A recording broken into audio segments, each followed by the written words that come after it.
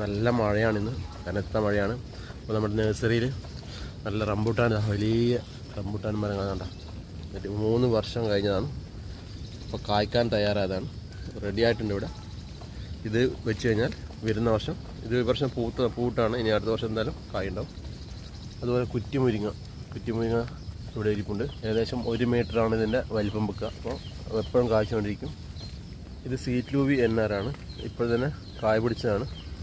അപ്പോൾ നമുക്ക് ഷോ ചെയ്യാനും, അതായത് ഗാർഡനിലൊക്കെ വെട്ടി നിർത്താനൊക്കെ പറ്റിയ ഒരു ചെടിയാണ്. അതിൻ്റെ ഇലകൾ നല്ല റെഡ് കളറിൽ ആയിട്ട് ഉണ്ടാവും. ഇത് റംബൂട്ടാൻ KG ടണ്ണാണ്. ഏകദേശം 10 പഴങ്ങൾ 1 കിലോ ഉണ്ടാവും. ഏകദേശം 1 വർഷമായാണ്. ഇത് നമ്മുടെ റംബൂട്ടാൻ സീസർ. ഇതൊരു 12 പഴം ഉണ്ടാവും. നല്ല വലിപ്പമുണ്ട്. 1 വർഷം, ഏകദേശം 1 മീറ്ററിന് മേലെ വലിപ്പമുണ്ട്. കായ്ക്കാറായ വലിയ അബിയു, അതായത് 3 വർഷമായതാണ്.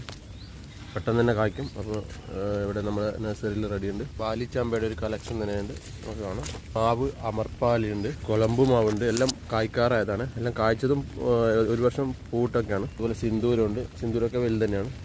സുവർണരേഖ വലുത് തന്നെയാണ്, പൂടാൻ തയ്യാറായതാണ്. പിങ്ക് ബനാനയും നമുക്ക് കാണാം, ഏകദേശം കായ്ക്കാൻ തയ്യാറായാണ്.